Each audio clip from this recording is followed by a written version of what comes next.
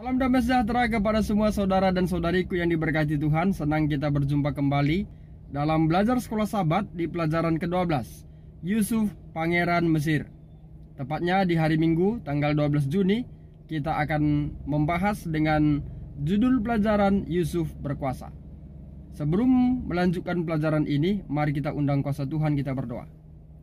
Segala puji dan syukur hanya kepadamu kami panjatkan, Allah kami Maha Tinggi, pencipta langit dan bumi. Saat ini kami akan kembali belajar dari pelajaran sekolah Sabat.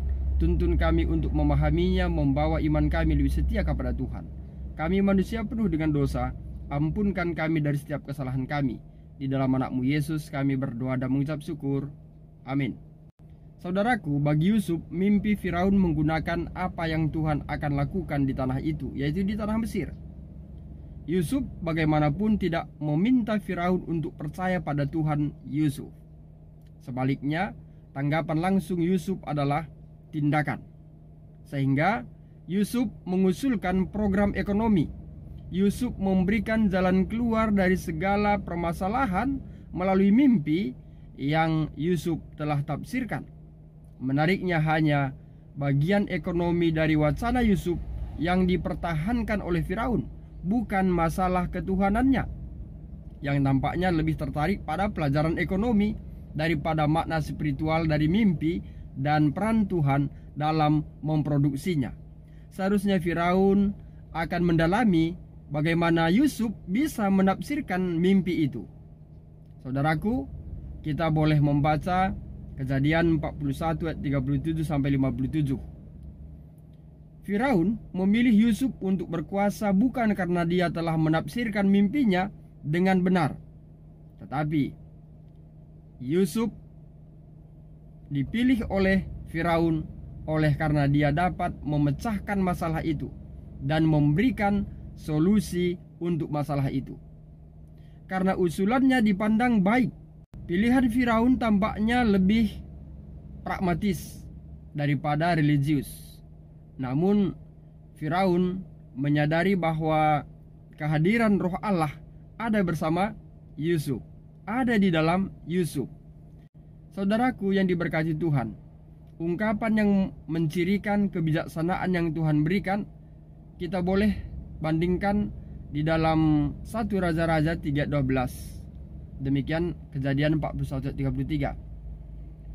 Semua detail yang dilaporkan dalam ayat-ayat Alkitab sesuai dengan situasi historis Mesir pada saat itu. Secara politis, fakta bahwa Firaun menunjuk pada Yusuf sebagai Perdana Menteri bukanlah hal yang aneh di Mesir kuno, di mana kasus Perdana Menteri asing telah dibuktikan. Jadi, bagi Mesir tidak harus orang Mesir atau harus dari kalangan tertentu. Itu tidak menjadi suatu permasalahan. Saudara, 7 tahun berikutnya adalah tahun-tahun kelimpahan sedemikian rupa sehingga produksi biji-bijian menjadi tidak terhitung. Nyonya White mengatakan dalam Alpomega jilid 1 di pasal 21 dikatakan bahwa mereka mendapatkan lebih dari apa yang mereka pikirkan.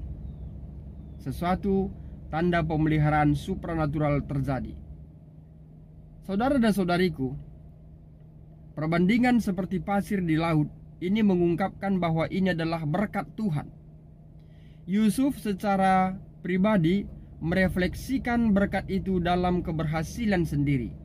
Sesuatu kejadian yang tidak disengaja yang membuktikan kehadiran Tuhan yang sama di balik dua fenomena tersebut.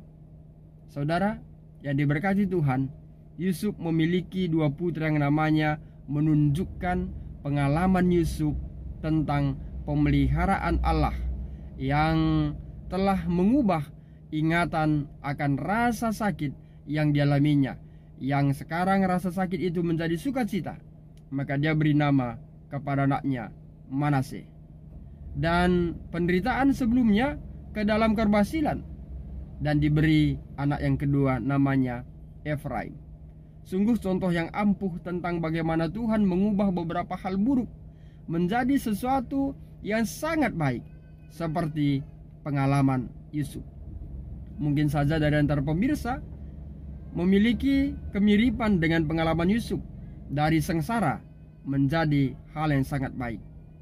Apakah kebiasaan yang orang lain seharusnya bisa lihat dari jenis kehidupan yang kita jalani mengenai realitas Tuhan kita?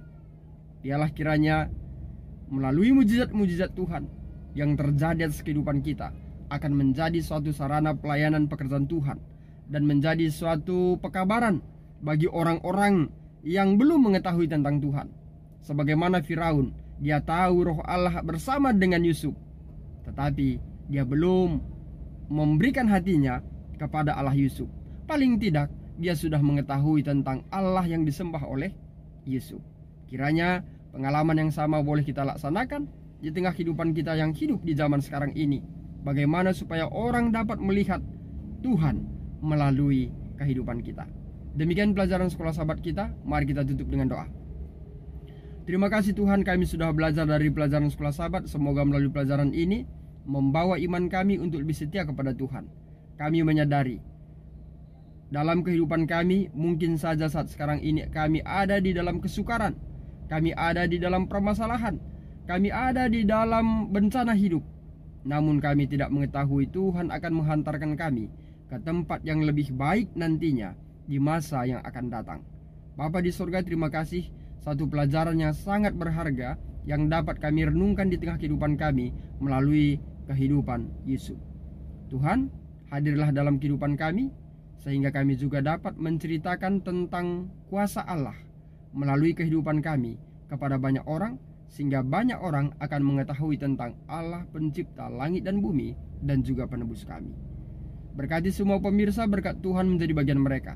Yang sakit sembuhkan, lemah iman kuatkan, yang berduka hiburkan.